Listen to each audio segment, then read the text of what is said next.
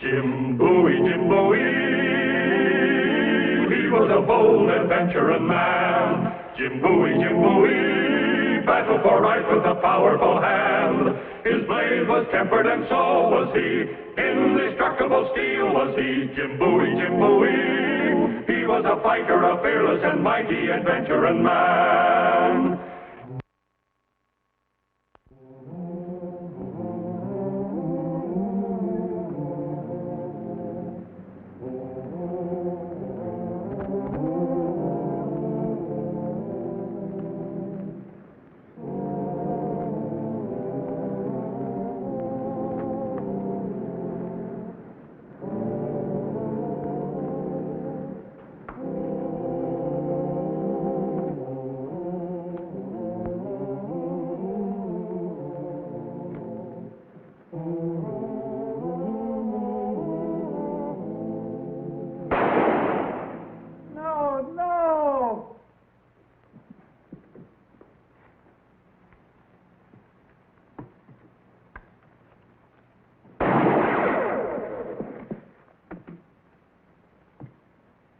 I have you in my sights, mister. I'll give you just 5 seconds to stand up and explain yourself.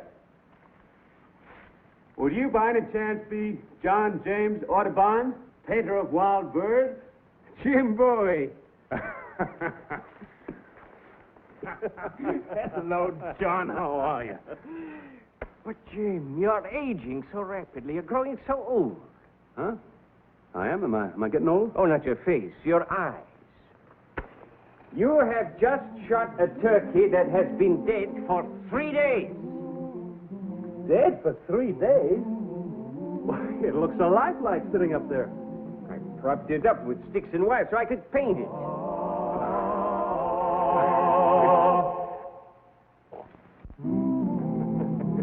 If you knew the trouble I went to even finding one. Wild turkey cocks are getting rarer every year.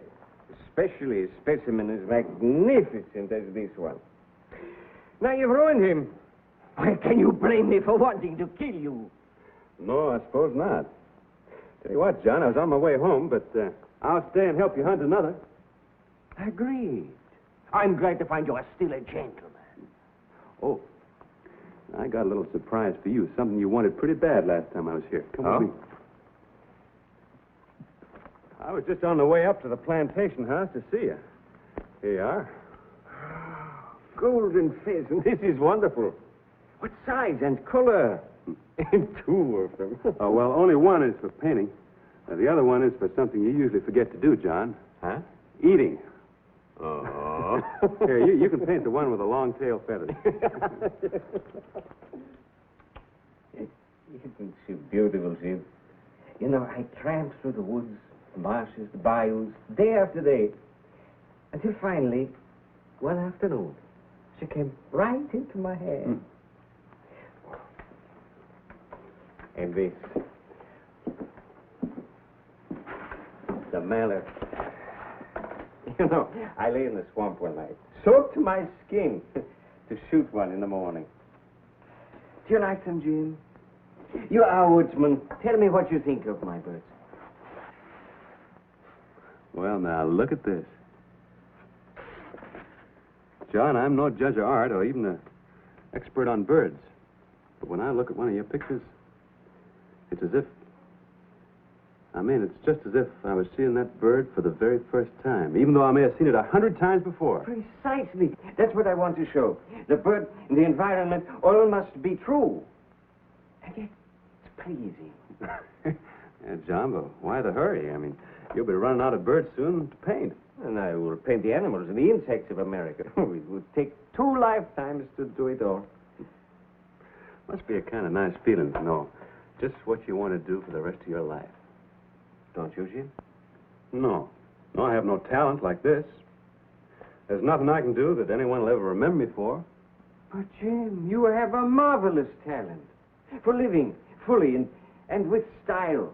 You know, young as you are already, you have made your presence felt. Me, all they will ever remember of me, my birds. Someone hunting.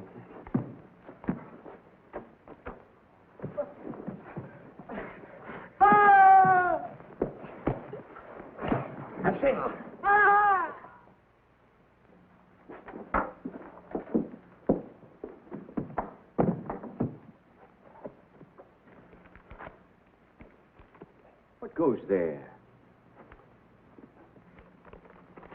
Excusez-moi.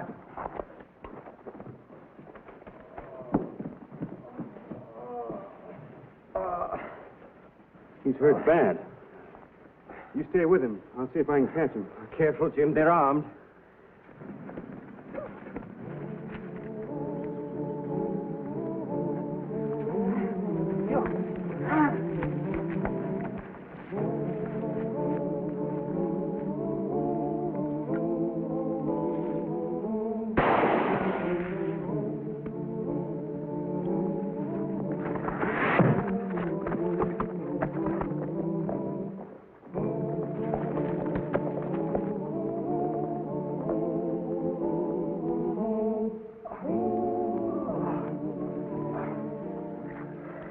They rode off. I'll saddle my horse. Please do, but not to pursue the robbers. He needs a doctor more than he needs revenge. Les gars, je suis blessé. Soyez tranquille, vous êtes hors de danger avec nous. Monsieur Bowie, je m'appelle Audubon. Tous les deux des sommes de bonne volonté. Jean-Jacques Audubon? Oui, monsieur. Alors prenez garde, Votre Excellence. On vous poursuit. Votre vie est en danger.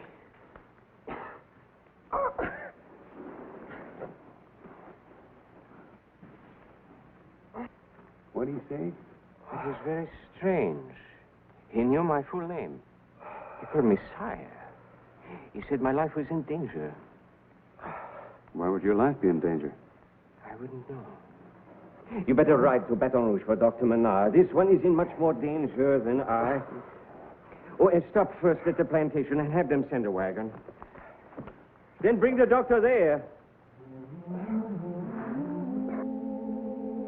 The plantation to which Audubon brought the wounded Frenchman and Jim the doctor from Baton Rouge was owned by the Peary family of Feliciana Parish. Here, Audubon and his wife Lucy lived with their two boys, Lucy helping to pay their way by teaching school, Audubon by giving music and dancing lessons. Poor though they were, their quiet charm and artistic sensitivity made them warmly welcome in the leisurely way of plantation life. Where are the boys, Mrs. Audubon? I miss them. Well, they're staying with friends for a few days over in Latour Parish. Oh. Growing up fast, are they? You should see them. Very handsome young gentlemen they are, too.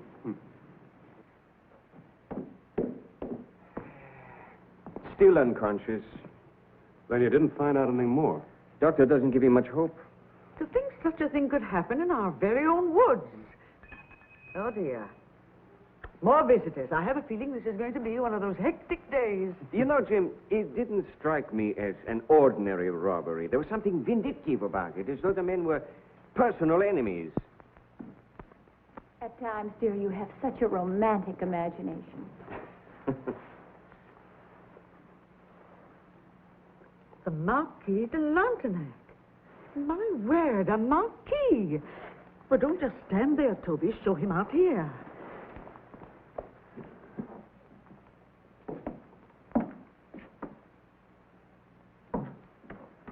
Will you please pardon the intrusion, mesdames, messieurs? It is a rare honor to receive a marquis. A marquis in exile and in memory only, madame. Since the horrible revolution, one must be cautious with titles. Ah, yes. But enough of myself for the moment, pray. You are, I presume, the lady of the house? Your pardon, Marquis. I am Mrs. Peary. You are most welcome to this house. If there's anything you wish. Information only, madame. I'm seeking a certain gentleman, and when I have found him and given him my message, my business will be finished. Now tell me, do you have one living here named Jean-Jacques Audubon? I'm Audubon, sir. May I have the pleasure of introducing? As your servant, a most humble subject. I thank heaven you are safe and in good health, your majesty. Is this a joke? What is this? Come on your feet, man. This is America. I'm only showing the respect and reverence due to the King of France, your majesty. I can appreciate a joke as well as the next one, monsieur. Just don't carry it too far. I know it is difficult to believe, sire. But surely you must have suspected. Suspected what? If it please your majesty, certain papers have come to light which prove conclusively that you are the second son of King Louis XVI and Marie Antoinette, his queen. that you are Louis Charles XVII, rightful heir to the throne of France. The Dauphin? A king, a majesty. Oh, John. Now, look here, sir. If you think I am the long-lost Dauphin, why, it's utter nonsense. I want it stopped. What you call it, Your Majesty, cannot alter the facts. France is in a state of turmoil. She needs you. A strong cartel of aristocrats have pledged their lives if you will but claim your heritage. A ship awaits you now in New Orleans harbor to take you back to France. What if it is true, John? It could be, couldn't it? Ridiculous. I was born April 26, 1785, in Les Cages on the island of Saint-Domingue. Can you prove your date and place of birth, Your Majesty? I take the word of my good father, the Captain, rest his soul. And stop calling me Your Majesty. 1,000 pardons, sire, but you precisely made my point. You cannot prove your statement, but we can prove ours.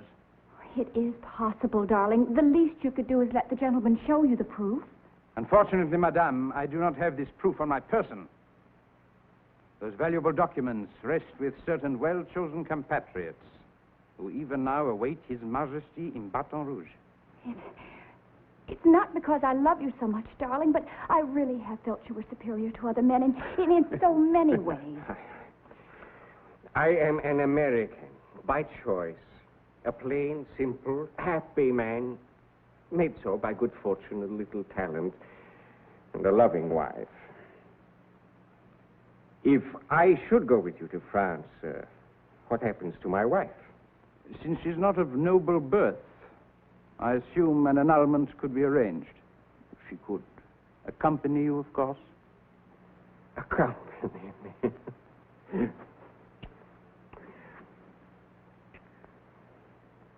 There is your answer, sir. Now, if you will excuse us. I beg to state to Your Majesty that You heard what he said, monsieur. You can at least respect their privacy. I respect your privacy, sir, and I respect you. But this is more than that. Your life is in danger.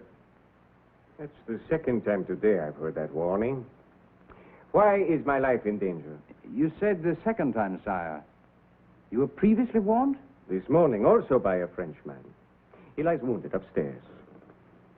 This man warned you? Same as you did. We're still a little curious to know why. He didn't tell you.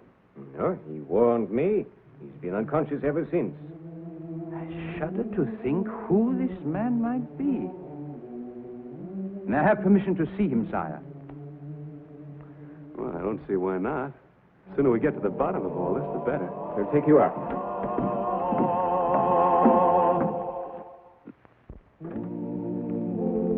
This is very important, Doctor. May we see him? He's still unconscious.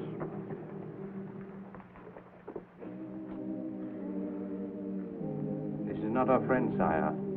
This is our enemy. One of the secret society of the Charbonnerie, dedicated to the complete annihilation of the Royal Bourbon line. He's here in America to kill you. He doesn't seem so fierce.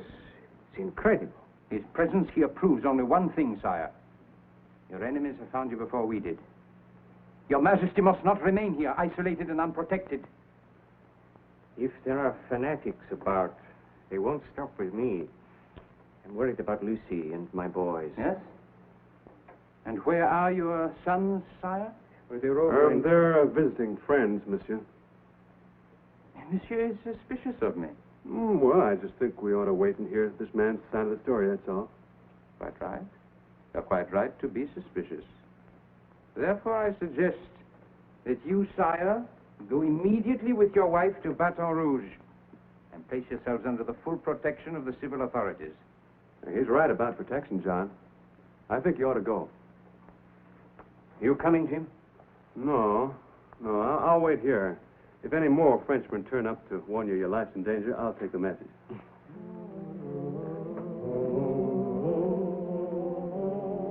With the Marquis de Lantenac riding as escort, Audubon and his wife left the plantation shortly before nightfall. Inside the carriage, both were remembering the tales they had heard of the lost Dauphin, of the little 10-year-old boy the son of a king and queen doomed to die under the guillotine. They remembered the plots against the boy's life and of his being given into the custody of a shoemaker, only to fall ill and allegedly die. But there was no certificate of death, nor any witnesses. Lucy couldn't help wondering.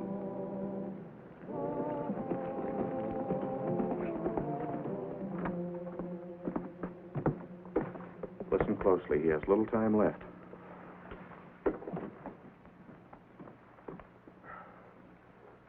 Yes? Monsieur Dubon? No. No, I'm his friend, Jim Bowie. What is your concern for Mr. Audubon? I have come to warn him. His life is in danger. The Marquis has already told us that. The Marquis? The Marquis de Lontenac.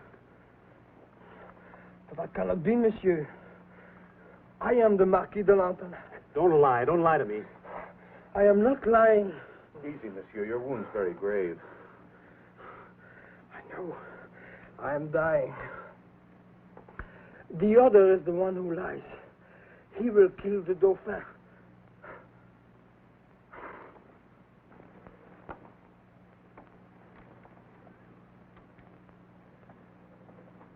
He has said all he'll ever say.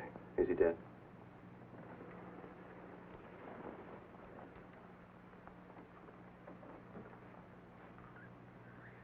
You think he was lying, Doctor? Who knows?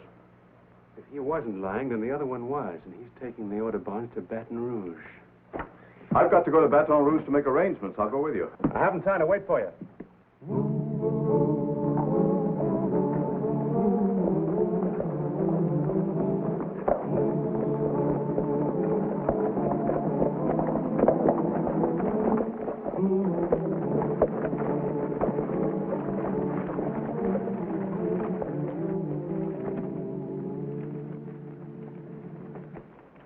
Anything wrong, Marquis? Do not use that revolting title from now on, monsieur. It is with pride that I tell you I'm a man of the Republic. What? You're my prisoner, monsieur.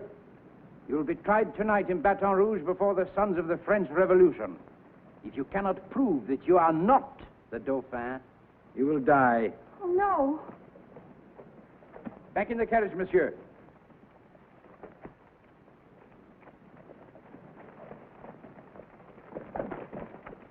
En avant, messieurs! Vive la République!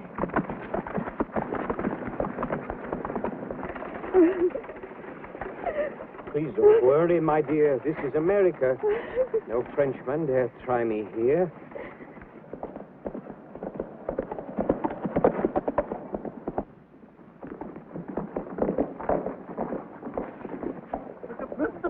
Mr. Bowie, please!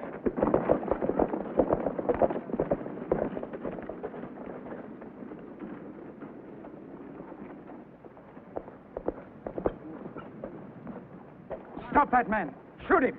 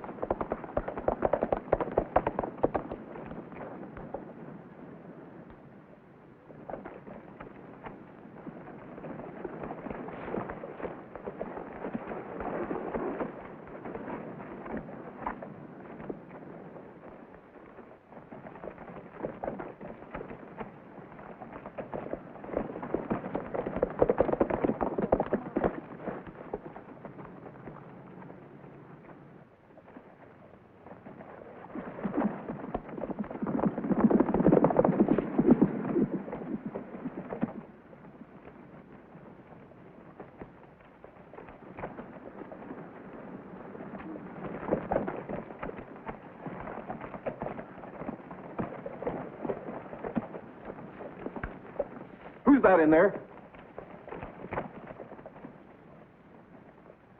It's Mo's doctor, Miss Perry's driver. What was all the shooting about? They done killed Mr. Jim over there in the woods. Jim's shoulder wound wound, after attention by the doctor, proved to be not so serious that he couldn't continue his pursuit of the Audubons and their abductors. He and the good doctor spurred their horses toward Baton Rouge. By the time Jim and Dr. Maynard reached Baton Rouge, they had decided that Doc would alert the police while Jim inquired at the inn for information about a Frenchman answering the description of the false Marquis. Jim learned from the innkeeper that the Marquis de Lantenac had ordered his baggage sent to the steamboat warehouse near the landing. The man who gave such orders must obviously be the false Marquis.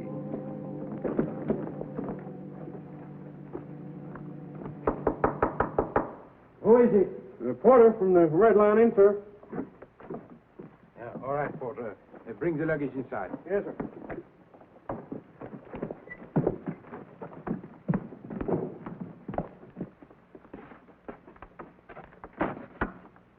Put them over there, Porter, with these things. Yes, sir. And be quick about it.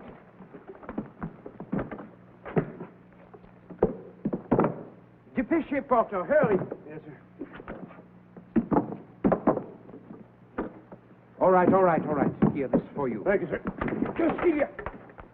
Make one sound, that'll be your last. Are the Audubons still alive? Are they? Oui, monsieur. Where are they? Over there. You take me to them. And don't think you can run faster or dodge quicker than this knife. Oui, monsieur. Go on, move.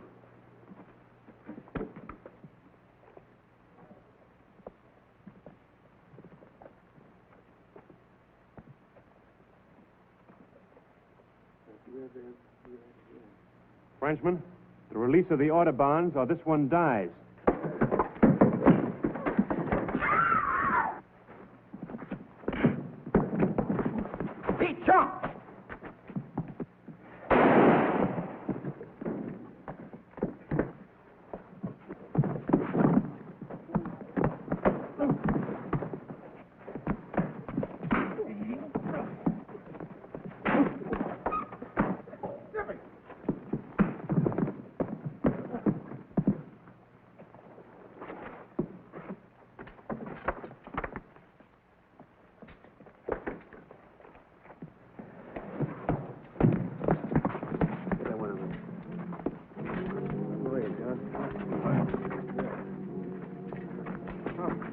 Are you all right, Jim? Yes, I am, Doc, but I'm glad you got here.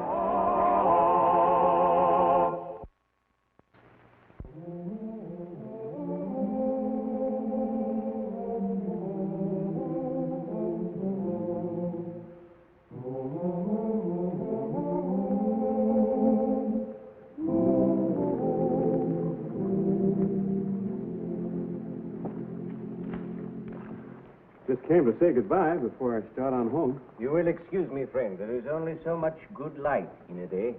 Oh. John, there's just one thing I'd like to know, and you have my word for it, won't go any further.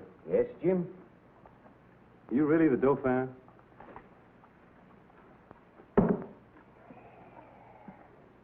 It might very well be that I am. I happen to think not.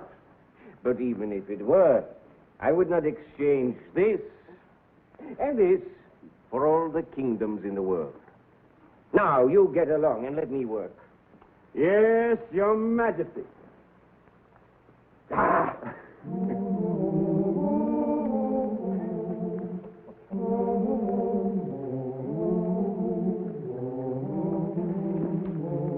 Audubon never mentioned the adventure in his famous journals, yet there are those who still believe he was the lost Dauphin.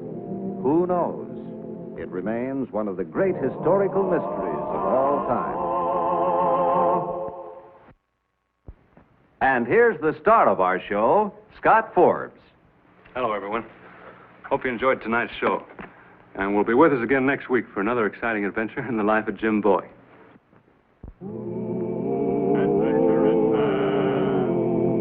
Adventure in man, Jim Bowie, Jim Bowie. He roamed the wilderness unafraid, from Natchez to Rio Grande. With all the might of his gleaming blade, he fought for the rights of man. Jim Bowie, he was a bold adventuring man. Jim Bowie, battled for right with a powerful hand. His blade was tempered and so was he. Indestructible steel was he. Jim Bowie, he was a fighter, a fearless and mighty adventuring man.